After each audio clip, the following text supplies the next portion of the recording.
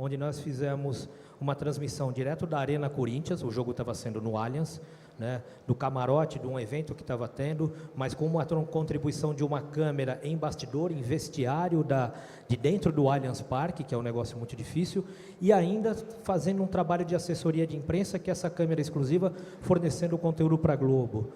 Né? Então, tudo isso é muito possível. Então, no futebol, a gente tem trabalhado com o Corinthians, com o Santos, o pessoal da Santos TV, que acho que foi um dos nossos primeiros parceiros. Também a gente tem realizado bastante conteúdo. Palmeiras, Flamengo, amanhã, inclusive, estamos transmitindo junto com o Flamengo. E sempre entrando nesse conteúdo que a imprensa não consegue, às vezes, ter acesso, né? Que é o conteúdo de bastidor. Fora isso, as transmissões ao vivo, que, como foi comentado aqui, a gente consegue desenvolver para outras modalidades esportivas que acabam não tendo espaço nos veículos, por N motivos, e acabam usando as plataformas digitais, que hoje são muito mais democráticas nisso. Né? Então, fizemos em 2016, 2017, quase todos os jogos da Superliga, que não foram transmitidos para a TV, no vôlei, fizemos ginástica olímpica, handball. Destaco também esse ano a transmissão que nós fizemos para canal aberto da Liga Brasileira de Futebol, de Basquete Feminino. Transmitimos todos os jogos domingo às 15 horas, todo domingo às 15 horas na TV Gazeta, canal aberto. Né? E é isso, a gente tem desenvolvido esse conteúdo muito grande, e agora a gente vai ter uma mesa composta de pessoas ligadas ao esporte, de clubes, de veículos, para falar um pouco isso. E para mediar essa mesa, eu queria chamar o Eric Betti, que é CEO da Máquina de Esporte, é o principal veículo da área de negócios de esportes, para poder chamar os convidados e mediar essa mesa. Muito obrigado, Eric, bem-vindo. Obrigado, Fábio. Péssima lembrança do jogo final do Paulista, mas isso tudo bem, sem interferências externas. Vamos lá, gente. É um prazer estar aqui, poder falar com vocês um pouquinho, mediar esse debate. E vou chamar o meu time aqui, escalado para isso, começar pelo Alexandre Câmara. Aqui o Alexandre da Globo. Alexandre, tudo bem? Mais de 10 anos de experiência no mercado de esporte e entretenimento, funcionário do Grupo Globo há 15 anos. Ele atualmente lidera uma área que está tendo pouco trabalho, que é de parcerias estratégicas de futebol, atendendo aí os clubes que são um parceiro relevante para esse negócio da Globo. Queria chamar também o Peter Rodrigues, do Twitter. Ele é responsável pelo departamento na América Latina, a partir da sede do Twitter, que fica aqui em São Paulo. O Peter tem como responsabilidade de detectar oportunidades e construir projetos de conteúdo com grandes parceiros, que incluem canais de TV, ligas, atletas e agremiações de todos os esportes na América Latina. E o Twitter tem feito cada vez mais coisa no esporte. Queria chamar também o Thiago Oliveira, gerente de comunicação do Corinthians. Thiagão, bem? Ele trabalha no Corinthians hoje, mas na área de comunicação empresarial, foi chefe de redação da Secretaria de Segurança Pública de São Paulo, assessor de comunicação da Sabesp, gerente de marketing e comunicação do Instituto e Fundação Butantan e assessor de marketing da Secretaria de Estado de Saúde de São Paulo. Além disso, atuou no atendimento de agências como a MLV e a Associated Press. Também queria chamar o Bernardo Itri, diretor de comunicação da Federação Paulista de Futebol desde julho de 2015, jornalista formado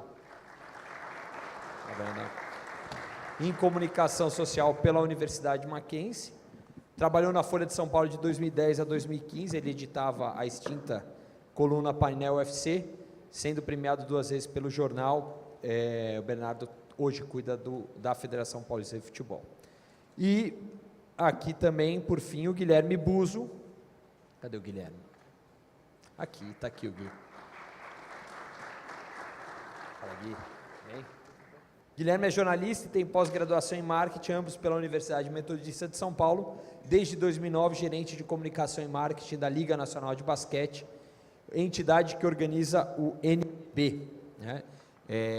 Bom, senhores, bom dia. Né? Queria agradecer a presença de todos. Vamos pegar do tema, né? O futuro é ao vivo. Vamos lá, e como sempre ao vivo, sempre dá uma falha. Pronto. O futuro é ao vivo. Tem como a gente pensar no esporte sem ser ao vivo? Bem, falando especificamente do ao vivo, né, a gente sabe que é o grande carro-chefe. Hoje, se você olha, por exemplo, a programação, né, tanto dos canais de TV por assinatura quanto TV aberta, a gente tem investido muito no ao vivo e muitas das parcerias que a gente tem fechado hoje, a gente busca investir em ao vivo. Só que tem um segmento que hoje é de video on demand, que tem crescido, que tem um perfil aí que a gente chama lá dos clusters, que eles hoje não estão conectados ali no ao vivo, por qualquer motivo que seja, e eles vão buscar a programação que seja mais relevante para eles. Então, com certeza, a gente entende lá que tem um segmento para a gente apostar no futuro que não seja só o ao vivo.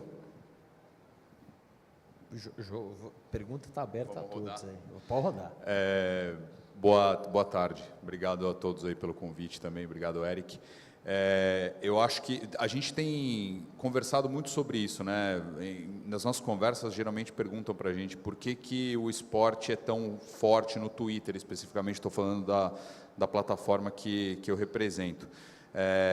E o Twitter ele tem essa característica muito forte no ao vivo, né? O Twitter ele acontece em tempo real, em ordem cronológica, é a rede que as pessoas vão para se conectar com seus interesses e aí automaticamente dentro desse ambiente o futebol, o esporte no geral ele reverbera de forma muito forte, muito rápida e muito intensa também. Então, quando a gente começou, a primeira transmissão esportiva que a gente fez no Brasil, que foi com o NBB, quando a gente viu os primeiros resultados de audiência, a gente começou a pensar muito sobre isso. Por que a audiência do jogo da Liga de Basquete era tão grande na nossa plataforma, especificamente na nossa plataforma, né? E aí, sem falar de comparações com outros meios, mas justamente por essa natureza ao vivo da plataforma. Então, acho que sim, o esporte ele acontece ao vivo, e acho que essa conexão das pessoas com o momento em que o esporte está acontecendo, seja assistindo ou seja interagindo com aquele esporte, ele é muito forte no ao vivo. Thiago. Bom, boa tarde. Bom, eu aqui, como Corinthians e como corintiano, posso dizer que a nossa aposta, de fato, é numa plataforma ao vivo. Eu trouxe aí para vocês, ao final, a gente pode mostrar a nossa plataforma OTT, que está em construção, deve entrar até o final do mês, deve estar rodando já para todo mundo conhecer. Então, a gente, de fato, acredita na plataforma ao vivo, principalmente desses produtos premium, que é, no caso, o futebol, né, do Corinthians. A gente produz muito conteúdo também VOD, ou seja, a gente hoje, se você pegar as campanhas que o Corinthians tem feito na internet, como a Respeita as Minas, como, por exemplo, a xenofobia, enfim, que envolveu parte da imprensa, que constrói um engajamento importante, a gente acredita nas duas formas. Só que a gente acha que, de fato, está na hora do Corinthians ter uma plataforma própria, né, que possa veicular conteúdo tanto ao vivo quanto VOD, tanto no aplicativo que a gente está fazendo em parceria com a Globo, quanto na nossa plataforma, a exemplo dos grandes clubes europeus, como, por exemplo, Milan, Juventus, Manchester, enfim. A gente tem punch para aguentar isso, e aí eu faria uma provocação. Eu acho que o futuro é ao vivo. O grande problema é quem paga por esse futuro ao vivo. E essa equação tem sido difícil de fechar. E aí eu gostaria de convidar a todos aí para conhecer, de fato, o nosso projeto, aproveitar essa oportunidade, para saber que está aberto a todo mundo, todos os produtores de conteúdo que queiram trabalhar com o Corinthians, a gente está de portas abertas, a gente tem um modelo de negócio único, que comporta, de uma certa maneira, no modelo de revenue share para todo mundo, com produtoras independentes, e a nossa parceira na OTT é a N Sports, que é uma parceira já de longa data do Corinthians, né? Não a N Sports em si, mas a ESM, sim, que é uma parceira de longa data do Corinthians, e a gente está à disposição de todo mundo que faça parte aí dessa cadeia de valor para produzir coisas juntas. Como disseram no primeiro painel, a cultura maker ela faz parte da cultura do Corinthians. A gente faz, às vezes a gente se arrebenta, às vezes a gente acerta, mas enfim, isso eu acho que é uma coisa da característica do próprio corintiano. Quem aqui é corintiano, por exemplo? Então, quem é corintiano sabe do que a gente está falando, ou seja, é fazer acontecer e aí a gente vê como é que a gente vai lidar com isso. Bom dia, Eric. Bom dia a todos. Eu acho que o esporte tem um grande potencial com conteúdo que não é ao vivo, conteúdo relevante que não é ao vivo. A gente, desde que eu cheguei lá na Federação Paulista, a gente trouxe um modelo que a gente aplicou, eu trabalhei na Folha por 5 anos, um modelo parecido com a TV Folha fez no começo, na origem dela, lá em 2011, 2012, que é um tom mais documental. Então, contar grandes histórias do esporte, conteúdo relevante do esporte, não ao vivo, é positivo. Agora, o diferencial do esporte é o ao vivo. A gente conversando com os grandes players de mídia, há uma demanda reprimida de conteúdo ao vivo, de pessoas que querem consumir esporte ao vivo, mas que não têm o esporte ao vivo disponível para ela. Então, o trabalho que a gente tem feito lá, dentro da Federação Paulista, é tentar democratizar isso, tentar levar conteúdo ao vivo que não é comumente transmitido. Por questões, como o Thiago falou, de verba, de potencial de transmissão, de conseguir viabilizar as transmissões por custo, a gente tem tentado enxugar custos com custos baixos, transmitir e levar mais jogos para torcedores que não têm acesso aos seus jogos que são transmitidos. Isso a gente fala das competições desde o Sub-11, um torcedor do Corinthians que não tem como assistir um Sub-11, mas que tem a família dos pais dos jogadores, olheiros, enfim, agentes, pessoas que querem consumir esse tipo de conteúdo e que não tinham onde consumir. Então, a gente tenta proporcionar isso para as pessoas, não falando só dos grandes arrecadadores, dos grandes clubes, mas também dos clubes menores que têm seus jogos acontecendo diariamente, mas que não conseguem assistir esses jogos. Então, o trabalho nosso da federação é proporcionar conteúdo ao vivo relevante para essas pessoas. Relevante para cada um, porque pode ser relevante, posso ser um torcedor do 15 de Jaú e eu quero assistir o jogo do 15 de Jaú, mas eu não tenho onde assistir esse jogo. Então, se alguém proporciona isso para mim, isso vai ser relevante para mim, isso consegue atingir mais gente. Então, o nosso trabalho lá é tentar produzir cada vez mais conteúdo ao vivo. Boa tarde, Eric. Boa tarde a todos, amigos desse painel. Obrigado, Everstream, pelo convite. Eu fico super feliz de estar aqui não só representando o basquete brasileiro, mas também os esportes olímpicos. É uma mesa bem futebolística aqui. O Eric também está bem antenado nesse mundo. Eu acho que você falou de esportes ao vivo, né? Naturalmente, a emoção e a maneira como o esporte é conduzido, é evidente que o ao vivo é o quente, é quando todo mundo quer saber o resultado de uma partida, você não quer saber, se você sabe o resultado, você não vai ver essa partida porque perde toda a graça. Mas em termos de comunicação, eu vou colocar um ponto que não é só a transmissão em si, mas todo o trabalho que tem que ser feito por trás para que essa conversa seja alimentada. Então, o Peter falou de Twitter, e o Twitter realmente é uma das plataformas que hoje está com essa conversa sendo alimentada o tempo inteiro, em tempo real. Então, em termos de comunicação, não só a transmissão ao vivo, o jogo em si, que está sendo realizado na arena, que está sendo transmitido pela TV aberta, fechada, o streaming, mas é importante em termos de comunicação, e isso é um trabalho que eu acho que a gente tem conseguido fazer nesses últimos anos lá com o NBB, de alimentar essa conversa, fazer com que o fã esteja o tempo inteiro conversando, falando, reagindo com as jogadas, reagindo com as reações dos atletas, e acho que isso faz do esporte, os grandes eventos também, algo diferenciado de outras áreas de atividade, porque é um negócio muito o fanatismo do torcedor, ele ainda é bem peculiar na área esportiva. Eu acho que a gente tem vários microfones aqui, vamos devolver ali. Eu estou bem. Passar a bola, vamos passar a bola. Obrigado. Não, eu estava aqui pensando, até lembrei dos lances das cestas do NBB recentes, que foi aquela jogada que o cara jogou lance livre no aro, pegou o rebote e ganhou o jogo. E com certeza isso acabou, é o conteúdo em vídeo, não tem como. E viralizou, e óbvio que isso também chamou a atenção para o ao vivo.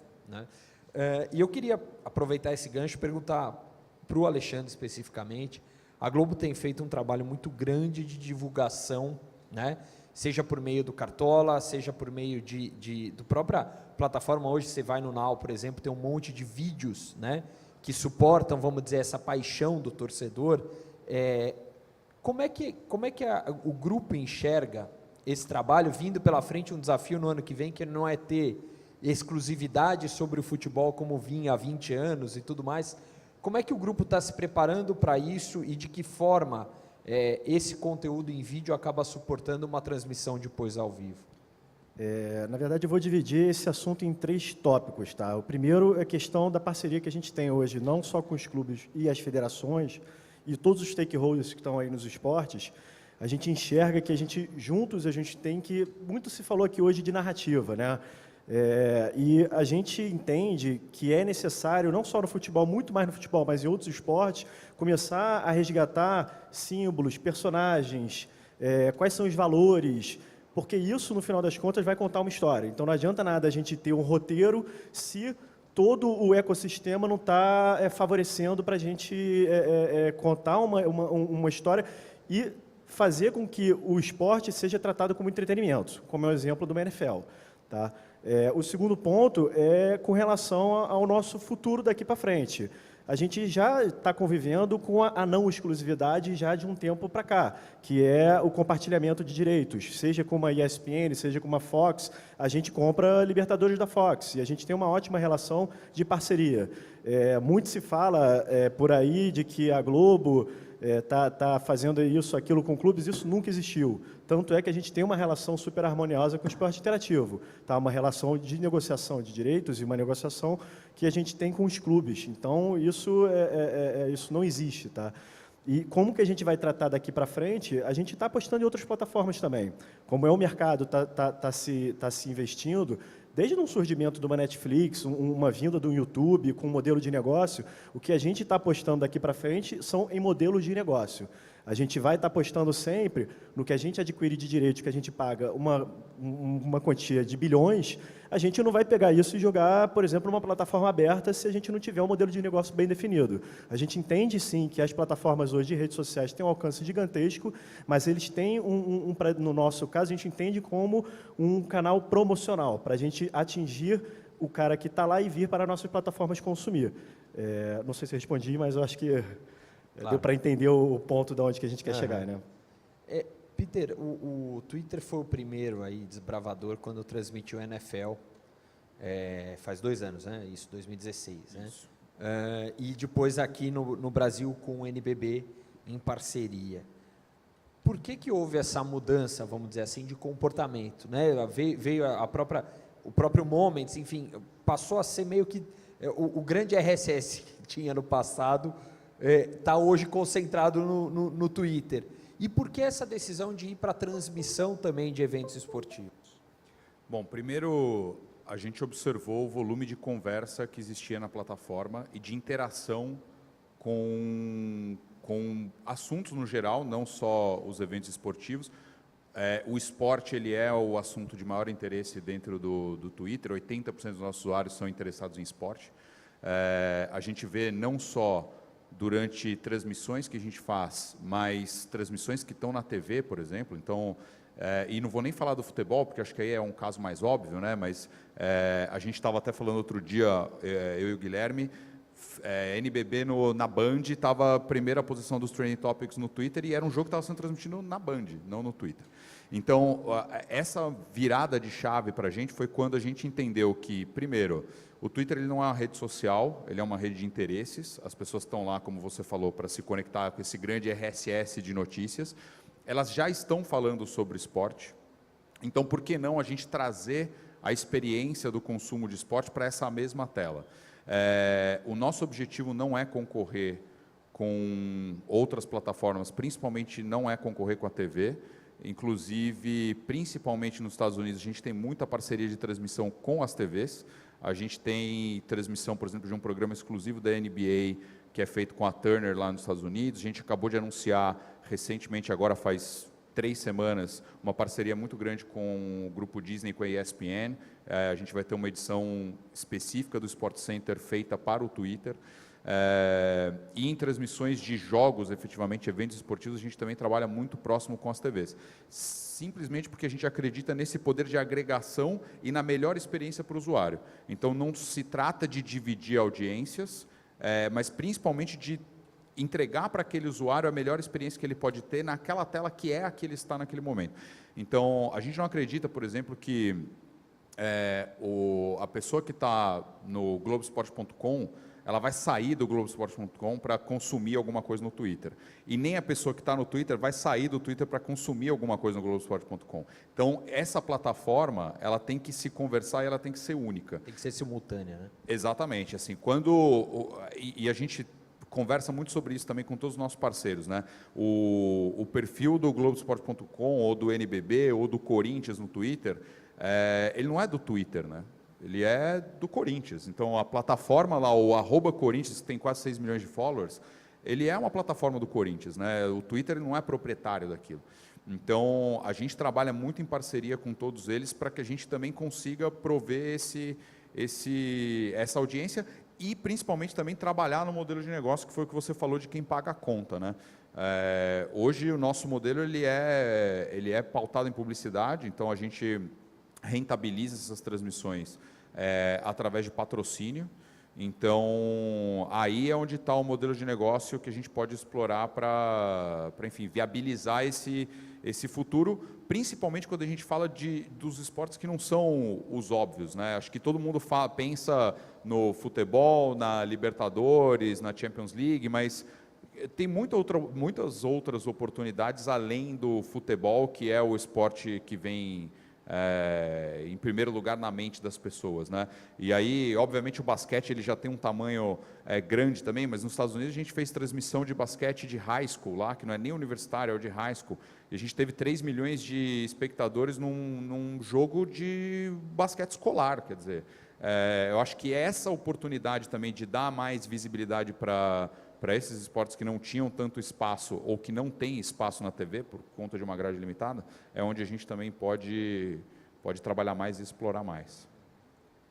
Thiago, o Corinthians hoje, ele outro dia eu estava lendo um artigo, me fugiu agora de onde saiu, mas mostrando que o segundo maior produto que o Manchester City tinha era o conteúdo, né? Não é o futebol primeiro e depois o conteúdo. E o Corinthians foi um dos primeiros a investir um pouco nisso e vem investindo cada vez mais. O clube de futebol hoje é o principal provedor de conteúdo sobre ele mesmo. Como é que é essa mudança? E, além disso, né, isso é uma função de divulgação do clube ou é também uma plataforma de negócio? Eu acho que ela deixou de ser exclusivamente uma plataforma de divulgação. Acho que ela nasceu com essa característica, mas hoje ela tende a ser cada vez mais um negócio importante para o clube. Acho que, diferente dessa matéria, eu também li, essa matéria é muito interessante porque ela aponta que o Corinthians optou pelo caminho certo, né? Ou seja, o Corinthians já há algum tempo, e aí se você vê, ele tem uma linha editorial muito diferente, se a gente pegar em relação aos outros clubes, em todas as plataformas, também essa opção por ser diferente, muitas vezes também gera atrito, gera problema, enfim, e o clube ele entende que sim, que vai se tornar um negócio cada vez mais importante. Mas acho que houve no meio do caminho aí, e aí é uma coisa que eu gostaria de dividir com vocês, que é o seguinte: num dado momento, porque tem moda nessa coisa de tecnologia, vocês que são mais afeitos à área da tecnologia talvez do que eu, mas assim, uma hora era o site, não tinha como deixar de ter site, aí outra hora era estar em todas as plataformas, aí agora a onda é voltar para o site, talvez. Enfim, isso vai fazendo com que seja difícil a gestão disso num clube como o Corinthians, que se você for ver, ele já tem um tamanho, e tudo que você faz no Corinthians repercute de uma maneira muito rápida e de uma maneira interessante. Então, nesse sentido, pegando hoje toda a produção de conteúdo do Corinthians, o que aconteceu? Foi se gastando nesse conteúdo, para fazer esse conteúdo, né? E esse conteúdo não se paga. Se acreditou, tem uma coisa aqui que todo mundo já deve ter ouvido falar, a monetização e tal, mas assim, o nosso custo de produção, ele nunca chegou a ser efetivamente pago. O clube pagava por isso, né? E aí a gente percebeu uma perda de receita em algum momento. Ou seja, a gente tem um e-commerce muito consolidado, uma parceria com a Netshoes muito grande e que sempre foi muito interessante para o clube, né? E isso se perdeu em algum momento. Ou seja, a gente teve uma perda de receita importante em função das opções que a gente foi fazendo na área digital, né? E hoje a gente tenta conciliar duas coisas, que é não perder a qualidade do conteúdo feito, né? E otimizar as oportunidades que são geradas por esse conteúdo para reativar um marketplace do Corinthians. Então, até o final do mês, vocês devem ver, além dessa plataforma de streaming, de OTT que a gente vai ter um novo site reformulado, cujo centro da estratégia desse novo site é conciliar harmoniosamente todos esses conteúdos e revalorizar a Shop Timão dentro dessa estratégia, como uma das receitas para continuar permitindo alavancar a produção de conteúdo, que hoje é uma coisa que, de fato, a conta não fecha, tá? Bernardo, na federação, a gente teve esse ano uma transmissão, né, a parceria com o Maicujo, que vocês tiveram a transmissão da Copa São Paulo de Júniores bem complementada, né? São poucos times e poucos jogos a Copa São Paulo. Vocês conseguiram dar um atendimento a todo o público. Da mesma forma, nos campeonatos menores ou até de categorias menores, a federação tem assumido meio que um papel dessa transmissão ao vivo e de ser um divulgador. Ao mesmo tempo, a federação, com os documentários, tem divulgado clubes e histórias, né, dos seus filiados, acaba adquirindo uma importância até política, internamente isso, e aí você tem essa preocupação em gerar esse conteúdo muito mais para tentar fomentar a própria cadeia ali. Como é que funciona isso dentro da federação, da necessidade, a própria escolha de por que eu vou falar desse time ou por que eu vou mostrar esse jogo? Tá, acho que vale só voltar um tempo atrás para a gente como começou a questão das transmissões na federação. Em 2016, a gente teve um contato com o pessoal do Maicujo, com o Pedro e com o João, que são os proprietários, são uma empresa europeia, que é uma plataforma cujo propósito é a democratização do esporte, a democratização das transmissões dos jogos. E a gente começou a ver, por um custo baixo, conseguir fazer transmissões dos jogos. Então, em 2016, que foi o primeiro ano que a gente começou a fazer, a gente fez 49 jogos com uma transmissão com uma câmera, sem narrador, sem comentarista, uma internet de 4G, que às vezes caía, às vezes não caía. Então, começamos a engatinhar com isso nos campeonatos que não têm os direitos de transmissão negociados. A partir disso, a gente começou a amadurecer e melhorar a qualidade da transmissão. A intenção sempre é a divulgação dos jogos e a divulgação das marcas dos campeonatos e dos clubes filiados, especialmente. Então, quando a gente fala, por exemplo, da Copa São Paulo, a Copa São Paulo é um campeonato que tem o direito de transmissão, cujo detentor é o Grupo Globo, mas que existe um acordo em que os jogos que não são transmitidos pelo Grupo Globo, a federação tem o direito de fazer a transmissão. A gente foi amadurecendo. No ano passado, a gente fez, se eu não me engano, 75 jogos da Copa São Paulo, 2017. E em 2018, a gente conseguiu fazer uma estrutura maior, porque a Copa São Paulo, não sei se todo mundo sabe, são 128 clubes, 32 sedes dentro do estado de São Paulo, são cerca de 350 jogos em 23 dias. E aí, nesse ano, a gente conseguiu impulsionar isso, fizemos 125 jogos. No primeiro dia de competição, a federação transmitiu 24 partidas, num dia só. 24 partidas com transmissão, com narrador, comentarista, 2 câmeras no mínimo. A gente fez uma estrutura mínima para que conseguisse fazer esse tipo de transmissão. Ao longo do campeonato foram 125 partidas, mais de 18 milhões de views nos jogos, via a plataforma Maicujo.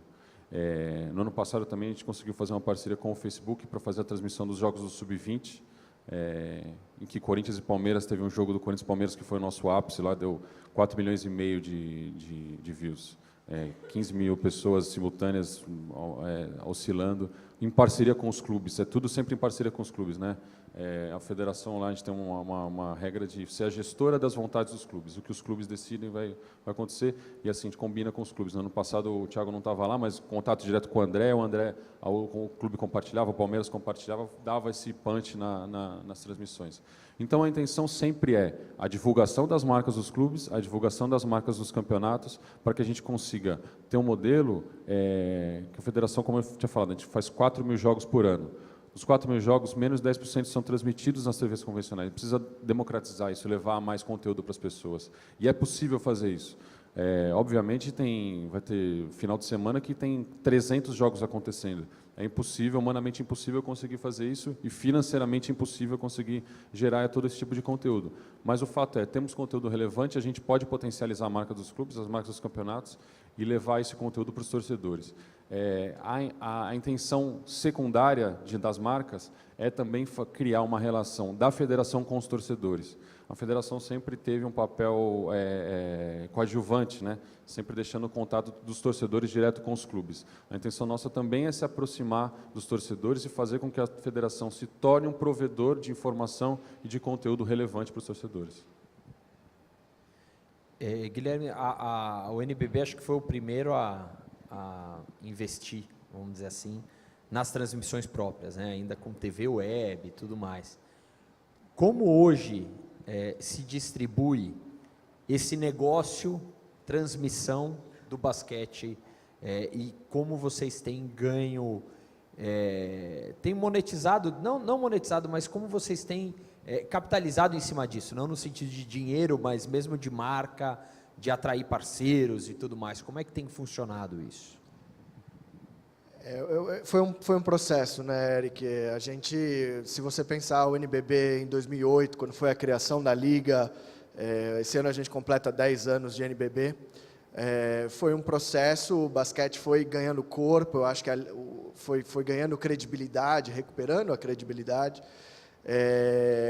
e a gente foi percebendo, através de tentativa e erro e de cases internacionais, que é bem o que o Bernardo falou, a federação está querendo agora se aproximar do fã, e o NBB já começou assim, o produto NBB sempre teve o entendimento de que o conteúdo era nosso e a gente tinha que oferecer isso para o fã de basquete.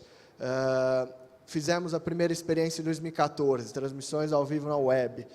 Dia 25 de março, completamos aí 4 anos dessa primeira transmissão. Acho que não fomos os primeiros, mas de uma forma mais sólida, talvez os primeiros.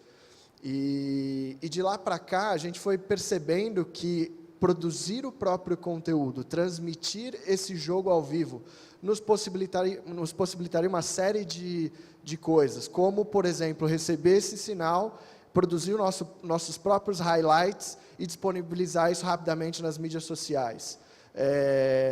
Poder vender esse próprio conteúdo. Então, o painel anterior falou muito de branded content, e a gente, acho, também teve esse feeling de perceber que placa de quadra e exposição na camisa não é mais o que as marcas estão querendo, elas querem experiências. Então, o conteúdo do NBB, o conteúdo dos clubes é algo que a gente pode agregar para essas marcas. A gente fugiu um pouco desse modelo de exposição e ponto. Então, o basquete, eu acho que o esporte em si tem essa possibilidade de criar atrações fora da quadra, atrações que não sejam só o jogo de basquete em si. E isso tem a ver com transmissão, isso tem a ver com novas propriedades. Eu acho que a resposta ela é mais ampla do que só a transmissão do jogo em si. Eu acho que é o mindset do NBB mesmo, que acho que a partir daquelas transmissões via streaming a gente percebeu que ali era um novo modelo onde a gente poderia realmente fazer diferente. É lógico que o nosso case maior é a NBA, nós somos parceiros da NBA, a parceria com a NBA em 2015 nos possibilitou esse intercâmbio de ideias e de conceitos que fazem com que hoje a gente esteja caminhando mais firmemente, e se for pensar lá naquele início em 2008, é até surreal o tanto que a gente caminhou e poder, de fato, estar aqui debatendo isso com Corinthians, com Federação Paulista de Futebol, Globo e Twitter. Isso é um orgulho para a gente e, na verdade, faz com que a gente continue explorando isso cada vez mais. E até, acho que aqui vale uma pergunta um pouco geral, a gente viu muito no painel anterior, o pessoal falando de nicho, de explorar causa, de ter ação, até mostrou um pouquinho da Íntimos que fez com a ESPNW. Por que é tão difícil para o esporte mostrar que ele tem tudo isso e convencer a marca a falar, vem aqui que é muito fácil, a gente tem uma mensagem muito clara para passar, né? Por que vocês acham que às vezes o esporte não consegue fazer essa venda acontecer tão rapidamente? Bem, pode ser que eu chegue amanhã e tome um puxão de orelha porque eu vou falar, mas... Espera aí, desliga aí, pessoal, corta o ao vivo, caiu. A gente vem percebendo, principalmente no futebol, tá, que a mídia, de uma forma geral, só olha o lado negativo. E eu viajo o Brasil inteiro, tenho muitas reuniões com todos os clubes, visito muito o Corinthians, conheço o Thiago recentemente, mas já conheci as outras pessoas de outras gestões. E todos os clubes, a grande maioria, tem coisas, histórias maravilhosas, principalmente contando da base, que são pouquíssimos exploradas. Tanto às vezes do lado do clube, que procura pouco, né, o lado da mídia, porque tem problemas internos, que eu acho que está convivendo ali com um turbilhão de coisas e aquilo ali acaba passando despercebido. Mas eu acho que o fato da gente só estar olhando praticamente mais da metade do tempo para o lado negativo do esporte, isso obviamente afasta as marcas. Tem também o fato da economia, que também tem o fator, eu acho que, do digital, que veio também nos últimos anos aí com uma exposição e um valor para se expor a marca bem menor do que você botar uma placa no campo, você ser um patrocinador de camisa. Então, acho que são diversos fatores que estão contribuindo para esse, talvez, afastamento de algumas marcas. Mas a gente conversa muito, tanto a Federação Paulista, outras federações, os clubes, todos os stakeholders que estão nos esportes e no futebol, de que nós temos que voltar a recuperar isso. E aí, seja de construir símbolos, jogadores que a garotada nova começa a vislumbrar valor, começa a vestir camisa no colégio, que hoje a gente percebe, quem tem filho percebe numa escolinha a quantidade de camisa de Paris Saint-Germain, Arsenal, Manchester United, Real Madrid, Barcelona, tem bem menos do que times nacionais. Só que, por outro lado, se você começa a olhar determinadas arenas, é incrível determinados clubes lotarem arenas como lotam hoje, na situação que a gente vive o futebol hoje, né, da forma como está. Então, resumindo, eu acredito de verdade que tem uma luz aí no fim do túnel. Eu acho que a gente só vai conseguir ter essa mudança se todo mundo tiver um consenso juntos para construir novamente retomar, né, eu acho que esse trilho de construção do esporte e do futebol. Peter, acho que tem uma experiência boa agora com Copa, né? Do nosso lado, a gente tem visto, a gente fez até duas coisas que me veio à cabeça agora. Um estudo que a gente fez com o Ibope Repucon sobre a associação de marcas relacionadas a futebol, a esportes no geral e a seleção brasileira, ou a Copa do Mundo, na verdade. E a gente vê no Twitter especificamente uma associação clara de marcas, algumas delas são óbvias, né? Então, Itaú, Vivo, Nike são obviamente relacionadas à seleção brasileira, são patrocinadores da seleção já há muitos anos, mas as pessoas elas têm essa relação, elas enxergam as marcas conectadas ao esporte e elas valorizam isso também. Então eu acho que um pouco o que o Alexandre falou, né, é a gente pensar em como trazer essa agenda positiva para essas conversas sobre esporte e marcas que já existem, na verdade. E eu acho que a chave para isso, um pouco também o que o Alexandre falou, acho que o Guilherme também falou agora há pouco sobre isso, é como a gente traz o esporte muito mais para o lado do entretenimento, que é o que os americanos fazem de uma forma muito inteligente, Então a gente vê, inclusive, marcas aqui no Brasil que se associam a esportes americanos dessa mesma forma, né? Então a Nestlé agora, por exemplo, ela tem uma promoção do Nescau para levar uma pessoa para Orlando para assistir um jogo da NBA. Quer dizer, uma marca aqui no Brasil fazendo uma ativação sobre um conteúdo esportivo americano. Porque, de novo, é um conteúdo que está muito mais ligado ao entretenimento. Agora, o futebol, o basquete, o vôlei, enfim, ele também está ligado ao entretenimento, né? A gente precisa, na verdade, de novo, trazer essa agenda positiva, buscar essa narrativa mais forte do entretenimento, que é o que talvez as marcas estão buscando hoje cada vez mais. Né? Bom, eu talvez também tome um puxão de orelha, porque eu vou extrapolar um pouco a minha área, mas como isso é uma marca do Corinthians, paciência. Talvez... Vamos lá. Por exemplo, uma das coisas que o nosso presidente, o Andrés, fala muito, e que nisso eu concordo com ele, é, por exemplo, que você tem uma prática também de mercado, muitas vezes dissonante com aquilo que você encontra no Brasil e em outros lugares do mundo. Um bom exemplo disso, e que em grande parte, evidentemente que não exclusivamente, mas é uma dificuldade, por exemplo, para vender naming rights, por exemplo, é a questão da política por exemplo, de você ter na mídia associada aquela marca, aquela propriedade, por exemplo, hoje do clube. Ou seja, você não tem essa possibilidade. Então, isso é um limitador cultural importante, né? E que precisa ser sopesado, se é bom para o negócio como um todo ou não. Eu acredito que seja. Por isso que a gente faz tanta força no sentido de vender o naming rights, por exemplo, da Arena.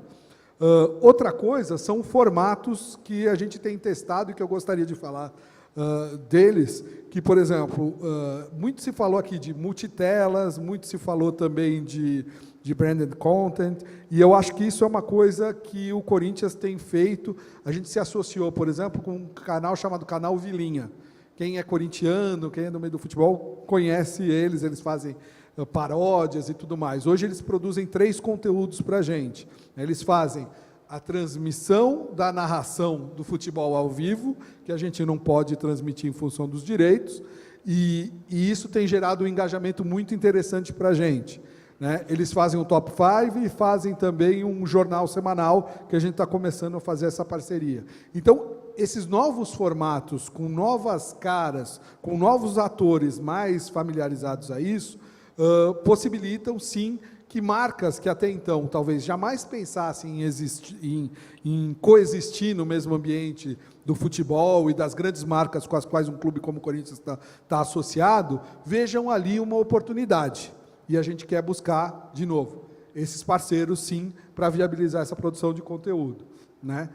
Eu acho que você tem, pelo menos na comunicação do Corinthians, eu vejo isso com uma certa tranquilidade, você tem, sim, essa narrativa além, né? Extracampo. Né? Eu acho que um outro exemplo que eu gostaria de citar é um exemplo recente em relação à compra do Roger.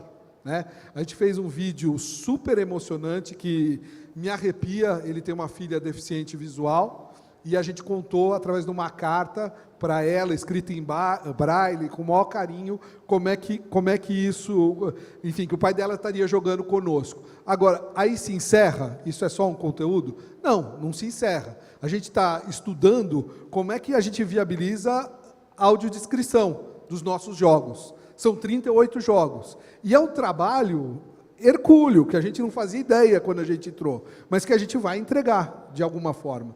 Então, eu acho que o esporte, não só por meio dos ídolos e tudo mais, que cada vez mais cedo se internacionalizam e fazem com que os nossos filhos optem por outras camisas e tudo mais, mas através do exemplo das instituições que estão por trás do esporte, a gente pode fazer isso. Né? E os outros esportes, além do futebol, vamos falar, na nossa plataforma OTT, a gente tem especiais, que são esses conteúdos extras das campanhas, das causas sociais abraçadas pelo Corinthians, mas também outros esportes. Por exemplo, eu adoraria transmitir o Tamborel.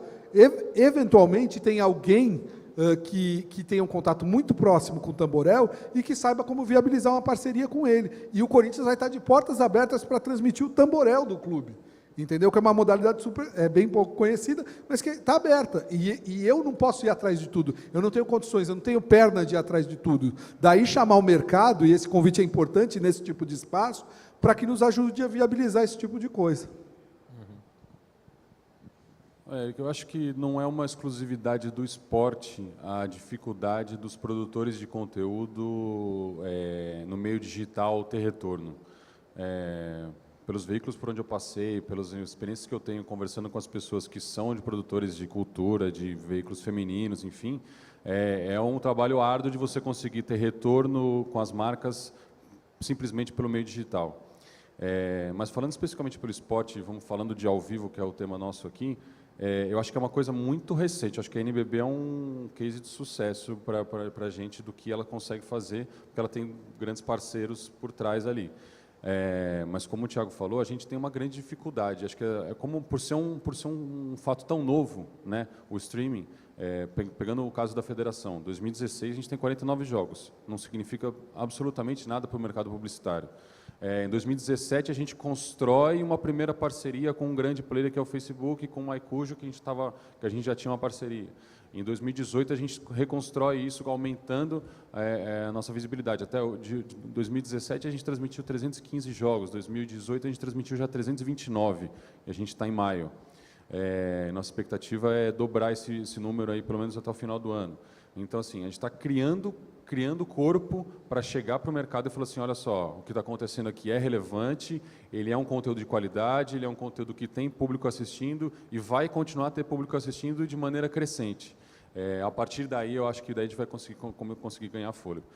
Nas conversas que a gente tem com as empresas, todo mundo brilha os olhos das pessoas. Fala assim, porra, que bacana que vocês estão fazendo isso daqui, é legal, é um conteúdo que a gente consegue oferecer anúncios de uma maneira diferente, a publicidade de uma maneira diferente, promover, como o Thiago falou, assim, não adianta nada eu fazer um jogo do Sub-20 no sábado, mas como é que as pessoas vão saber que esse jogo vai acontecer, quem são os parceiros que estão promovendo isso daqui, que esse jogo é by Vivo, é by Claro, é by TIM, quem que é que está proporcionando isso para o torcedor.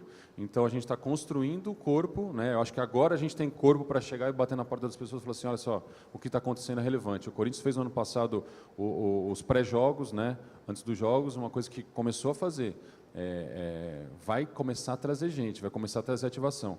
E eu acho ainda assim que, embora o Guilherme tenha falado que as marcas querem coisas novas e tal, eu acho que ainda as marcas ligadas ao esporte, especialmente o futebol, ainda tem uma cabeça um pouco mais quadrada, entre aspas, no sentido assim, a placa de publicidade ainda é extremamente relevante para uma marca.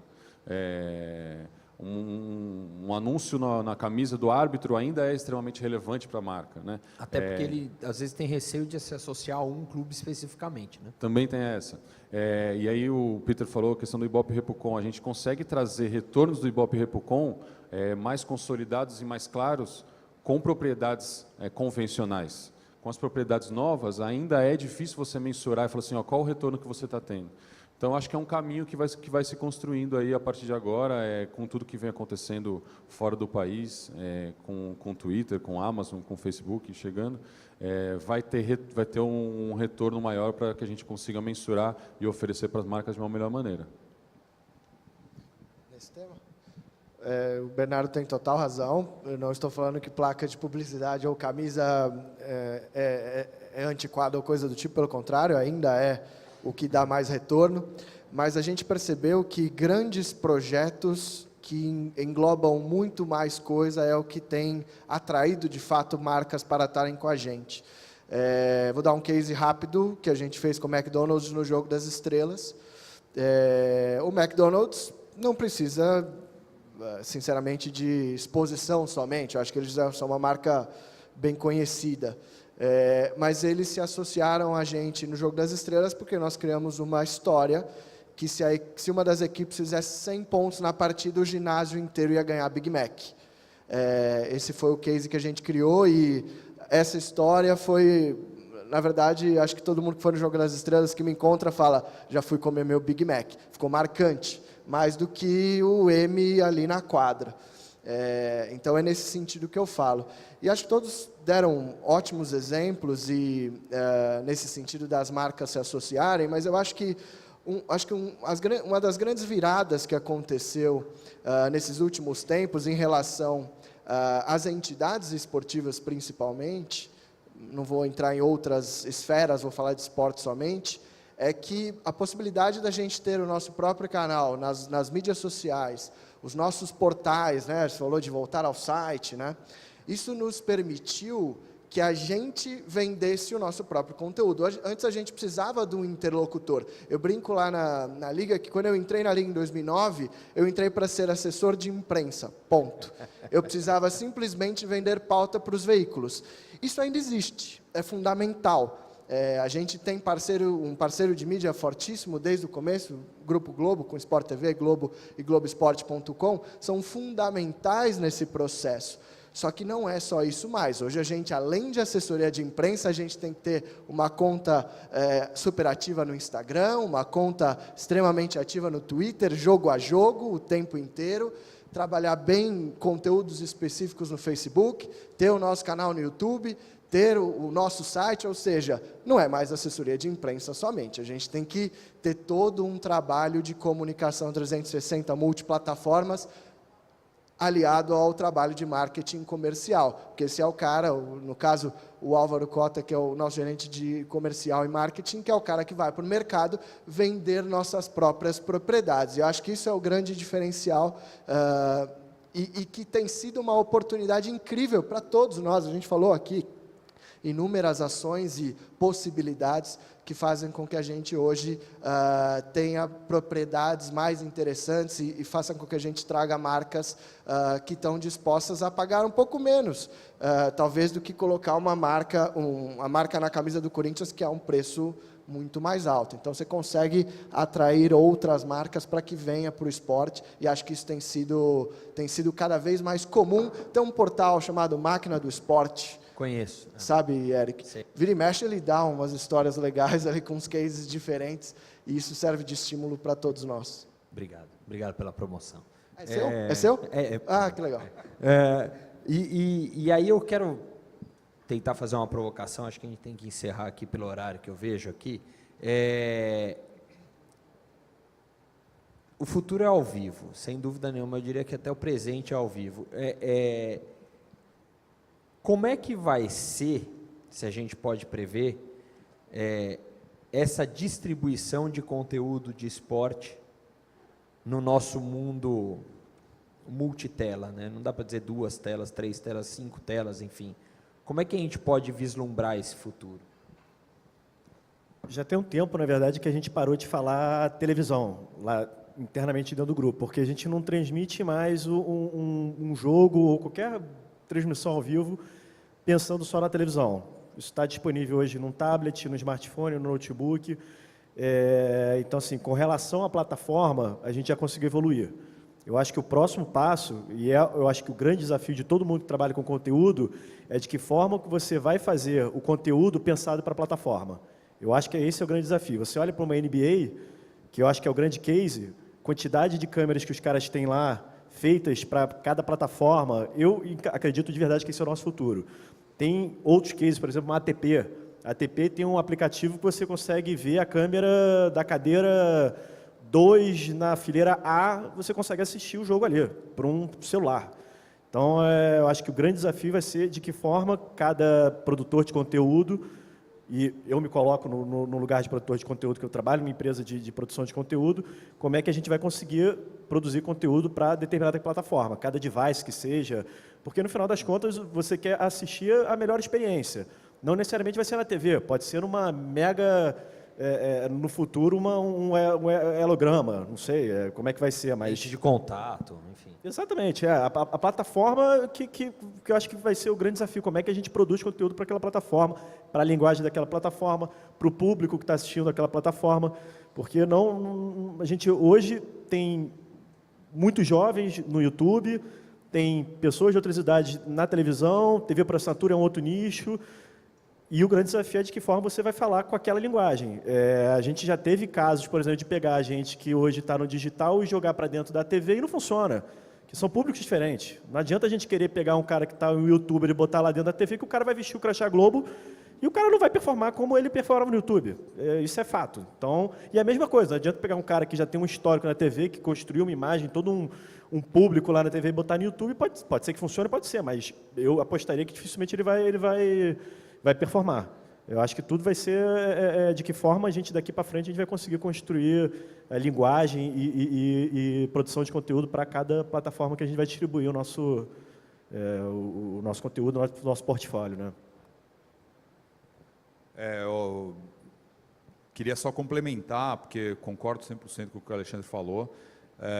Eu acho que justamente a gente fala de experiência mais do que tela. Então, obviamente que multitelas hoje já existe, né? Virou até mote de campanha de TV por assinatura. Então, multitela não é mais novidade. Por isso que eu falei lá no começo que quando a gente começou a transmitir esporte no Twitter, a gente olhou muito mais para essa experiência e a agregação dessa conversa do que necessariamente de ter a transmissão numa outra tela, que era a tela do celular. 2 exemplos com relação a isso. O jogo que eu falei que a gente transmitiu, ou os jogos foram 8, do basquete de high school lá nos Estados Unidos, esse que teve 3 milhões de espectadores. E, de novo, é um número alto, porque a gente não está falando de views, né? A gente está falando de espectadores mesmo. Então, é um número bem grande. A gente não só transmitiu o jogo, foi patrocinado pela Gatorade, mas a gente criou uma propriedade ali. Então, a gente entendeu que a audiência que se conectava com esse tipo de evento no Twitter era uma audiência mais jovem. Então, a gente não chamou um narrador e um comentarista qualquer. A gente chamou 2 ex-jogadores da NBA, que são muito fortes no Twitter, e uma menina que é uma youtuber que fala de NBA no YouTube, uma das maiores youtubers de NBA, inclusive lá nos Estados Unidos. Então a gente criou um modelo de transmissão que era para esse público jovem que estava interessado nesses jogos. O outro exemplo que eu queria comentar é sobre a convocação da Seleção Brasileira ontem. A gente transmitiu, numa parceria nossa com a CBF TV, a convocação e a coletiva de imprensa do Tite. Esse era um conteúdo nem um pouco exclusivo, né? Porque estava em todo lugar, todas as TVs estavam transmitindo, todos os sites de tudo quanto é coisa estava transmitindo, tinha transmissões no Facebook, por exemplo, o Esporte Interativo acho que transmitiu lá no Facebook, no YouTube. E a gente teve ontem quase 400 mil, 396 mil espectadores assistindo a convocação do Tite no Twitter. Quer dizer, essas pessoas estavam lá por quê, né? Não era um conteúdo exclusivo, ela podia estar vendo em qualquer outro lugar. Quer dizer, e não é por causa da tela também, porque a tela também, na mesma tela, ela podia estar vendo no Globoesporte.com, ela estava vendo lá porque ela já estava lá. Ela já queria ver a conversa sobre a convocação, e quem ia estar e quem não ia estar dentro do Twitter, e automaticamente ela se conectou com essa transmissão lá, que foi complementar a conversa toda que já estava acontecendo. Então, de novo, em resumo, eu acho que é muito sobre experiência mais do que a tela especificamente. Bom, eu concordo também. Eu acho que o Corinthians ele tem se preocupado muito com essa questão de propiciar experiências novas para o seu torcedor, para o seu fã.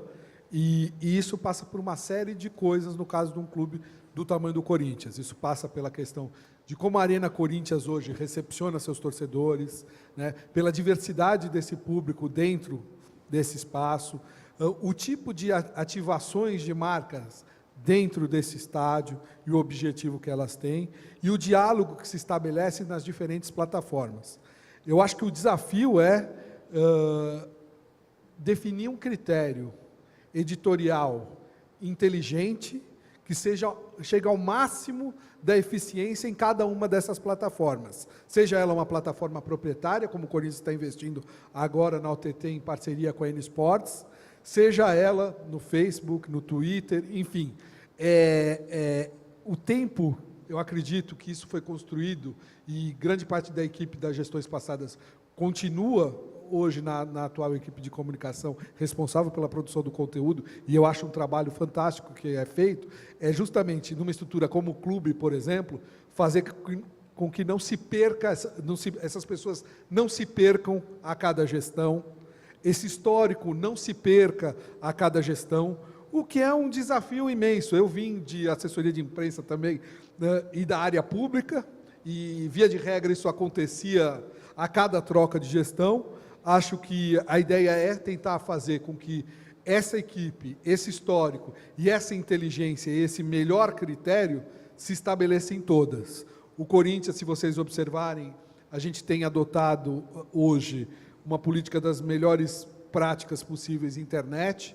Isso também nos causa um problema, porque, de uma certa forma, como é que você faz um vídeo que emociona com uma trilha branca? É um desafio hercúleo. Você tem que construir uma plataforma para lançar artistas que interessem essa exposição a 33 milhões ou mais de torcedores corintianos e que eles cedam os direitos em troca dessa exposição. E é o que nós vamos fazer. Ou encontrar um parceiro que faça.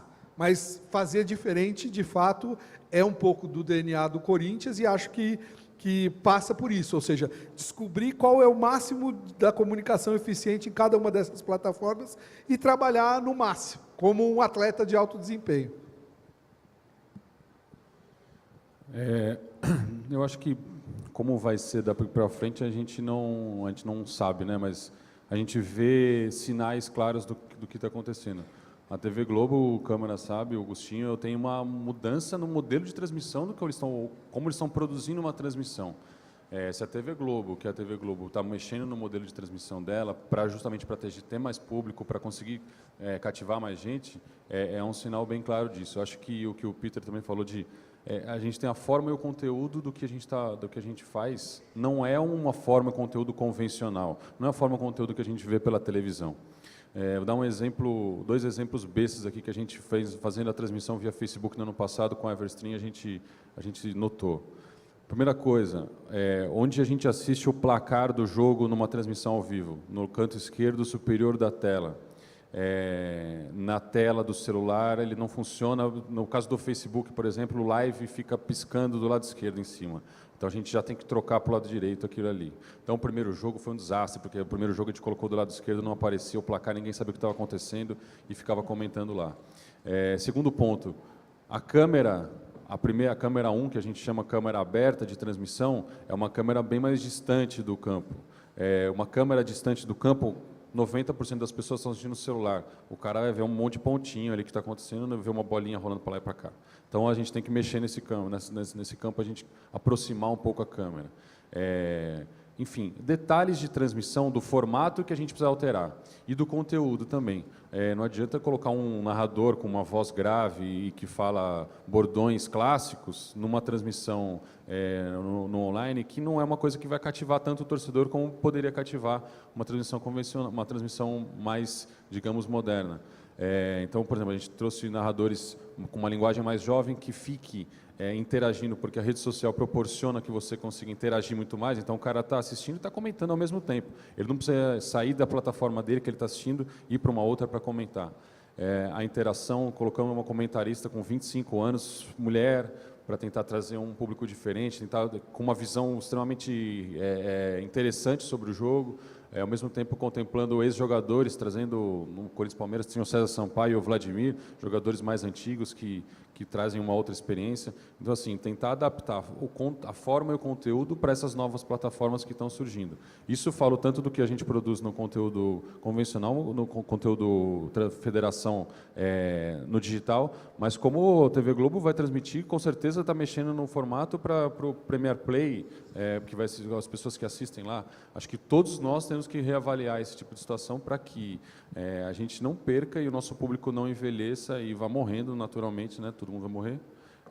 A gente vai perdendo as pessoas que curtem o futebol. A gente vai conseguir cativar mais gente que está surgindo, mas que tem aquela ansiedade, né? O dedo nervoso das pessoas que ficam no celular ali e já não é nem segunda tela, é primeira tela. O cara, muitas vezes eu entro no Twitter para ver o que está acontecendo antes de entrar em qualquer site, né? Ali o Twitter, as pessoas que eu sigo já faço um filtro, já consigo ter informação. Então a gente tem que ter a sabedoria de lidar com o dedo nervoso das pessoas e adaptar essa forma ao conteúdo para que a gente consiga cativar mais gente. Falaram tudo, só finalizando, acho que a gente teve um exemplo clássico de públicos. Essa é a terceira temporada que a gente vai fazer as finais com transmissão simultânea na TV aberta e na TV fechada, Band Sport TV. A primeira vez que isso ocorreu, a gente tinha um pouco de receio de um eliminar o público do outro, sei lá, as duas audiências serem mais baixas, porque às vezes o cara vai optar, o fãzão vai optar, falar, não, vou na Band ou vou no Sport TV. Pelo contrário, a gente percebeu que são públicos completamente diferentes, de TV aberta e TV fechada, e, na verdade, foram grandíssimas audiências, tivemos na primeira ocasião, e hoje a gente está bem tranquilo em relação a isso, tanto que fazemos o pré-jogo e o pós-jogo no Facebook, a conversa, os vídeos em tempo real no Twitter, a transmissão na TV aberta e na TV fechada. E isso só agrega, essa conversa ela se multiplica e acho que a gente consegue fazer um barulho muito maior, aproveitando todas essas mídias em conjunto. Eu acho que é mais um exemplo para ilustrar. Maravilha. Bom, queria agradecer demais a presença de todos aqui. Acho que foi extremamente enriquecedor para a gente ver que o futuro é ao vivo, o esporte pulsa ao vivo, mas eu acho que é exatamente isso que o Guilherme colocou agora no final, né?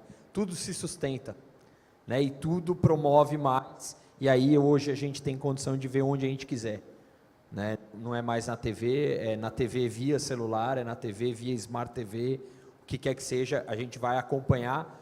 O grande negócio é exatamente o que a gente acaba vendo, que é aquele conteúdo específico, independentemente da plataforma que ele esteja.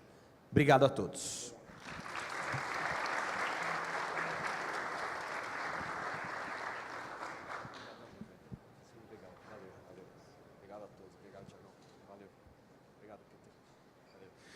Pessoal, agora a gente vai fazer uma pausa para o almoço. Convido a todos aí para se acomodarem aqui, no salão ao lado e aqui fora.